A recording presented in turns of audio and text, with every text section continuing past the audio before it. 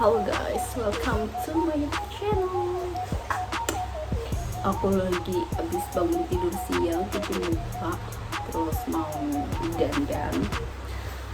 Aku di sini mau cerita sedikit, seperti biasa, share sedikit. Kalau ini tentang he will back for you, atau he will come back for you. Aku tuh baru merasakan dahsyatnya kalau kita itu nggak dendam sama orang yang mungkin kita rasa kita itu dulu pernah sakit hati ke orang itu, ya karena kalau di sini tanda kutip mantan kekasih kita gitu. Menurut versi aku, buat kalian yang merasa mungkin dulu diselingkuhin atau mungkin ditinggalin, terus disakitin gitu, please banget jangan kalian buang waktu kalian buat balas dendam, tapi please banget kalian pakai waktu kalian buat move on sambil upgrade diri. Karena apa? Sayang banget energi kalian kalau di diri kalian itu ada rasa dendam, terus kayak ada pikiran kayak gini. Biasanya cewek-cewek lihat nih kamu pasti bakal nyesel ninggalin aku gitu misalnya gitu kan. Nah, menurut aku itu kalian tuh nggak usah kayak gitu. Karena apa? Mungkin cowok yang pernah menyakiti kalian itu ya bahagia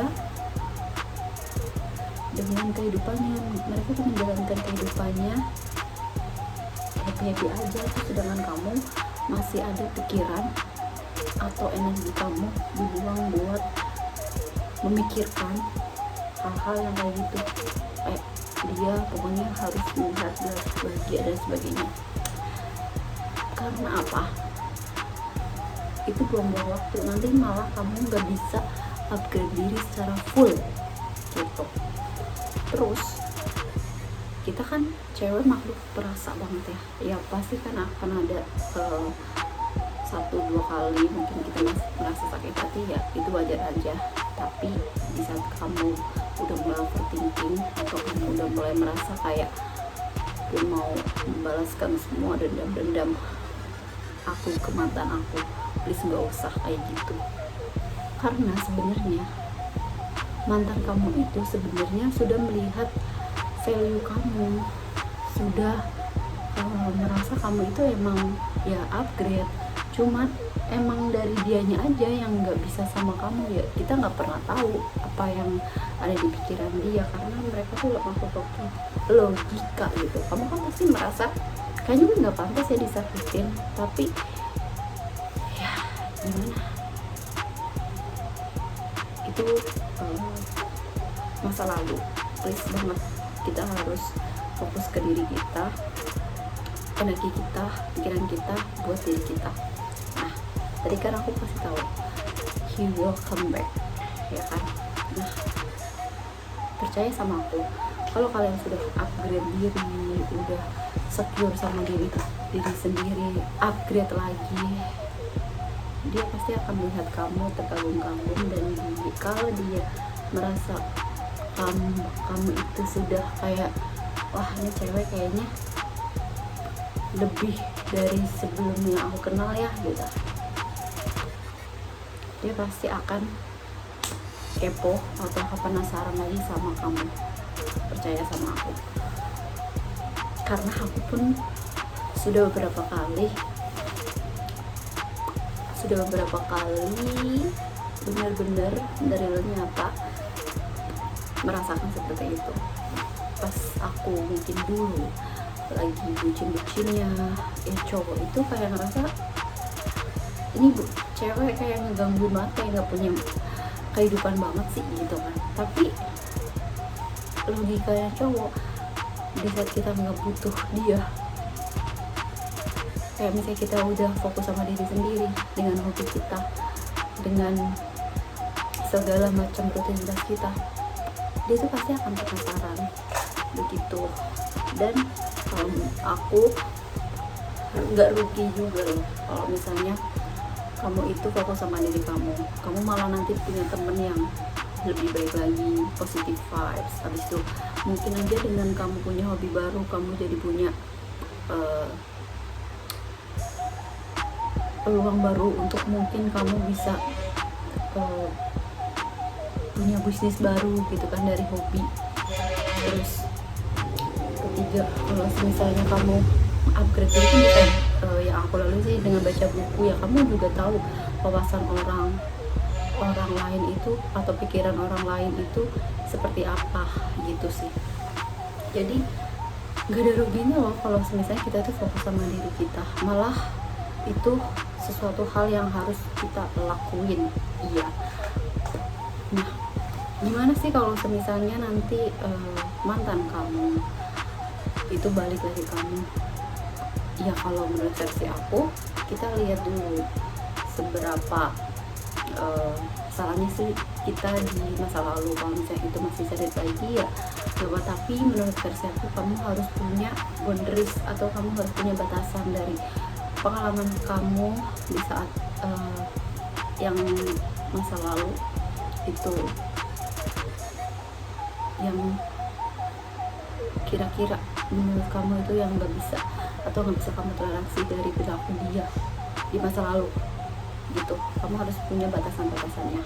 Misalnya dulu mantan kamu nyelekin kamu, nah kamu bilang tuh kalau misalnya mantan kamu emang mau menjalin hubungan lagi, ya kamu harus tahu konsekuensinya dan kamu harus kasih tahu kondisinya gitu. Apakah mantan kamu ini akan mengulang kebiasaan dia yang dulu atau dia sudah berubah. Terus kalau misalnya emang mantan kamu itu mau berteman sama kamu, ya it's okay, kan berteman, kita kan berteman sama siapa aja. Makanya aku bilang jangan dendam dan fokus sama diri kamu itu ya, karena ya tetap kamu tuh cantik, kamu tuh punya value. Cewek itu punya banyak banget hal yang harus dieksplor sebelum memiliki pasangan.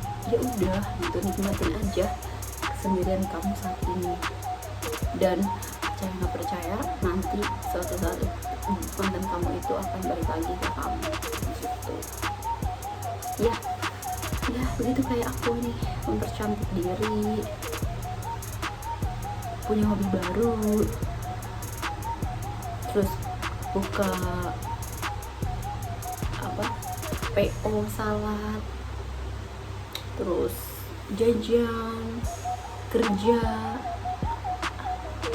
gajian, terus nyenengin keluarga, beliin makanan kalau pulang kerja buat keluarga gitu. Kalau misalnya kalian overthinking sama mantan kalian, kalau kalian masih di masa masih belum bisa move on, ya kalian bisa ketemu gitu sama teman-teman kalian gitu, biar kalian gak mikirin gimana biar aku bisa membalasnya. Ya membalas itu nggak perlu guys ya, ingat tidak perlu dendam. Energi kamu habisin buat mencari diri kamu, dan percaya suatu hari kamu akan bertemu dengan laki-laki yang setara sama kamu. Dan kalau mantan kamu mungkin kembali ke kamu, terus kasih batasan dan pikir berulang-ulang gitu, karena kita tidak pernah tahu apa yang kedepannya yang akan terjadi. Kali aja memang mantan kamu jodoh kamu, it's okay, kali aja dia sudah berubah gitu. Tapi kalau kamu melihat sinyal-sinyal kayaknya dia masih sama seperti dulu, stop. Okay guys, run. Ya itu aja,